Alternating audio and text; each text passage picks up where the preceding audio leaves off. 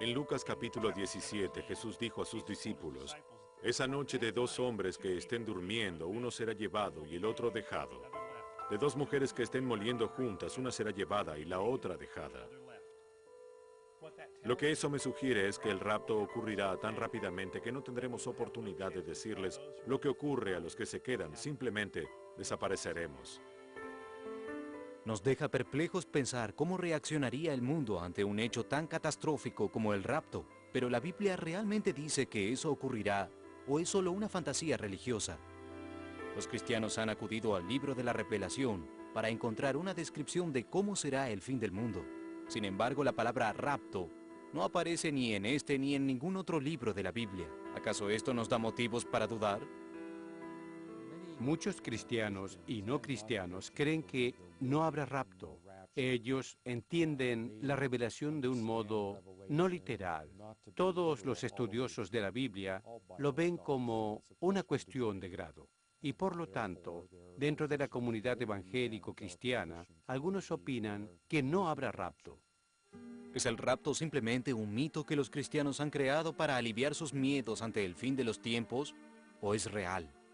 ¿Acaso la Biblia contiene pistas que pueden ayudarnos a resolver el misterio? Las opiniones varían, pero quizá una investigación sobre de dónde proviene esta idea podría aclarar el tema.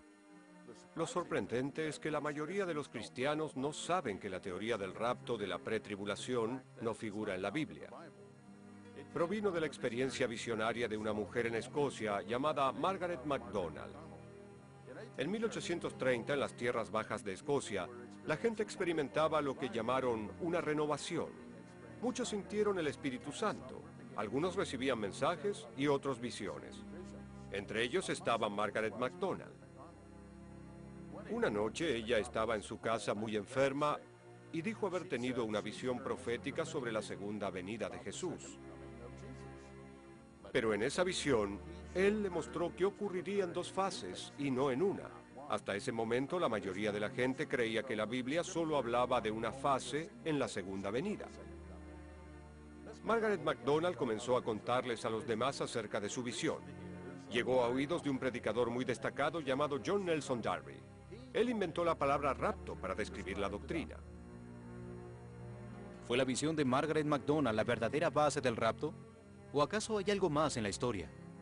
Y si la Biblia al menos enseña el concepto de algo llamado rapto, como muchos cristianos creen, ¿por qué tardó tanto tiempo en hacerse conocida la idea?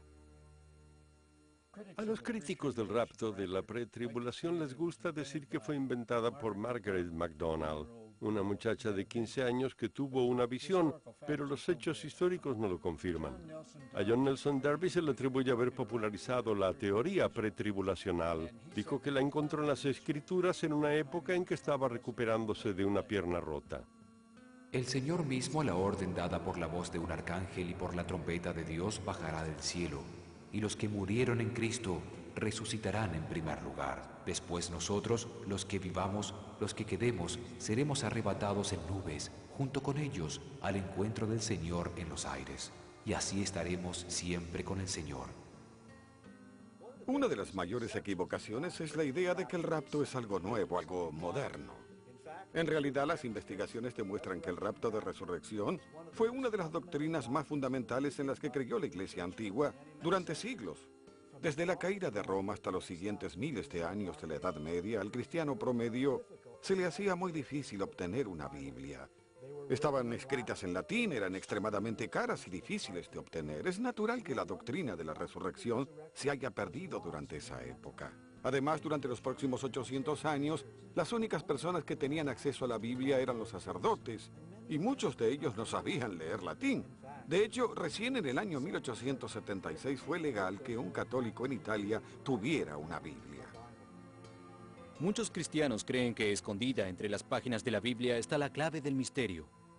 Pero el mensaje parece estar tan bien oculto que muchos cristianos no lo percibieron. ¿O acaso conocen la teoría del rapto y no tienen los medios para expresarlo? La búsqueda de respuestas llevó a un hombre a realizar un sorprendente descubrimiento.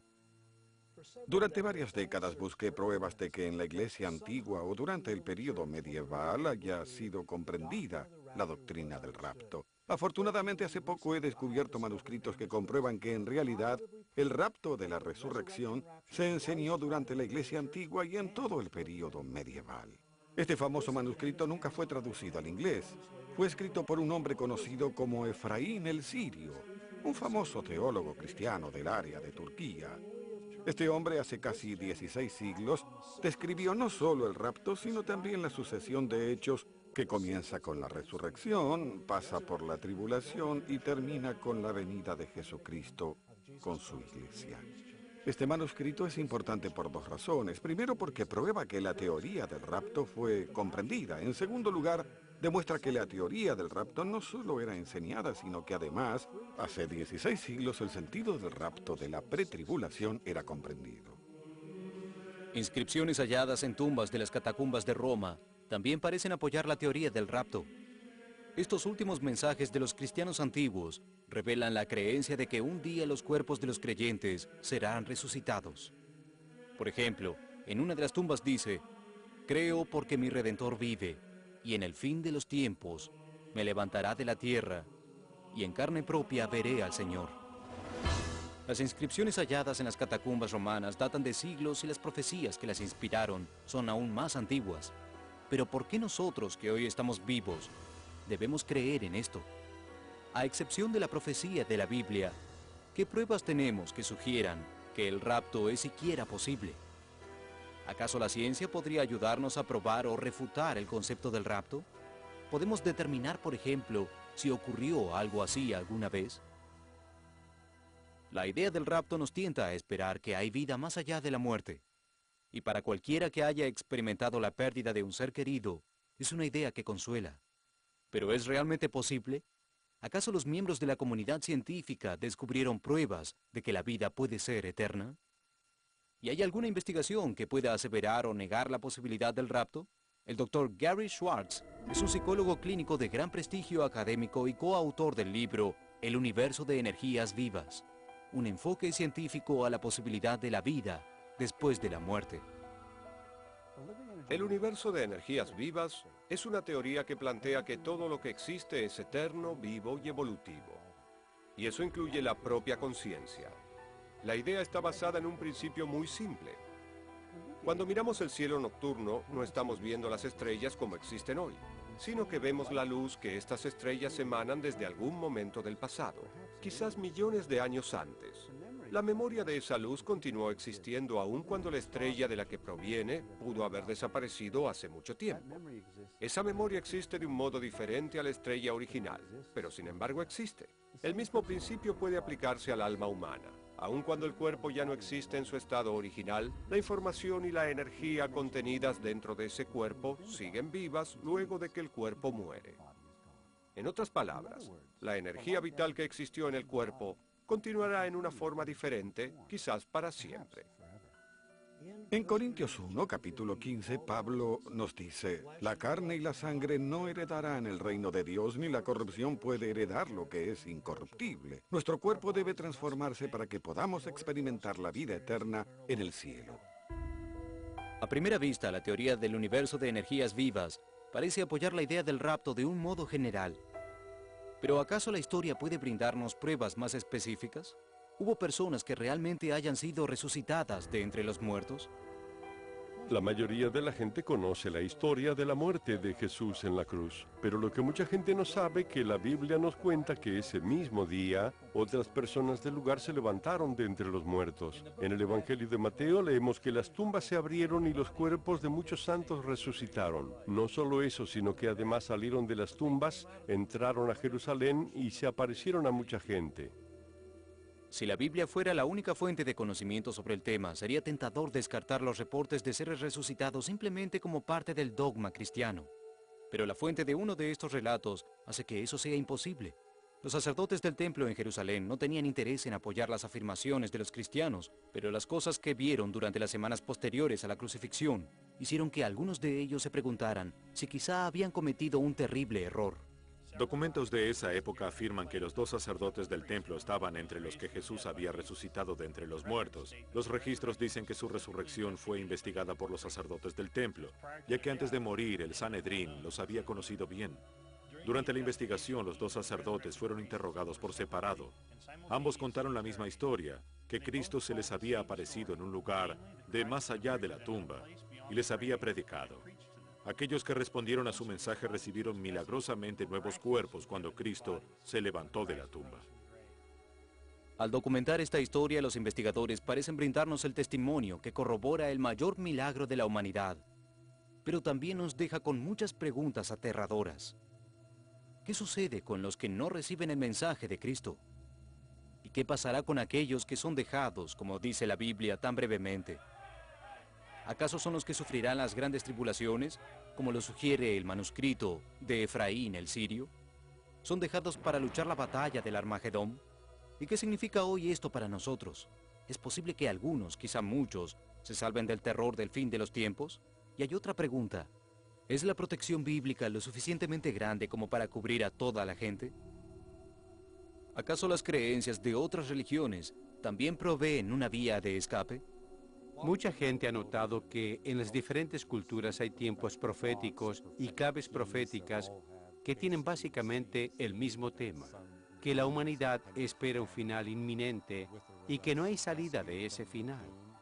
A menudo es Dios quien inspira estas diferentes culturas. En el comienzo del nuevo milenio, las piezas faltantes del rompecabezas del rapto parecieron acomodarse, pero hay algo que sigue siendo un misterio. ¿Cuándo ocurrirá el fin en realidad? La Biblia habla de ciertos signos que debemos advertir, pero algunos de esos hechos ocurrieron en realidad. En el capítulo 66, versículo 8 de Isaías, él profetizó que una nación nacería en un día. Israel renació como nación el 15 de marzo de 1948. Esta quizás sea la mayor profecía que indica que estamos viviendo el fin de los tiempos. La profecía bíblica predice que antes de que Cristo venga a establecer su reino en la tierra ocurrirán un número de cosas, una de las cuales es que habrá un único gobierno en el mundo y que estará liderado por un solo dictador que será la encarnación del mal. Lo llamamos el anticristo. En el capítulo 12, versículo 4 de Daniel hay una profecía fascinante en la que el ángel le dice a Daniel que guarde la visión hasta el tiempo fijado para el fin, y ese conocimiento irá aumentando. La creación de la autopista informática bien podría ser el cumplimiento de esa extraordinaria profecía. Durante los últimos años ha habido un renovado interés en el fin de los tiempos. ¿Podría este ser el cumplimiento de la profecía? ¿Estará a punto de revelarse el mayor de todos los secretos?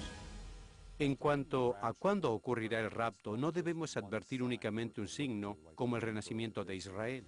En realidad tenemos 25 signos diferentes en los evangelios y en el libro de Daniel.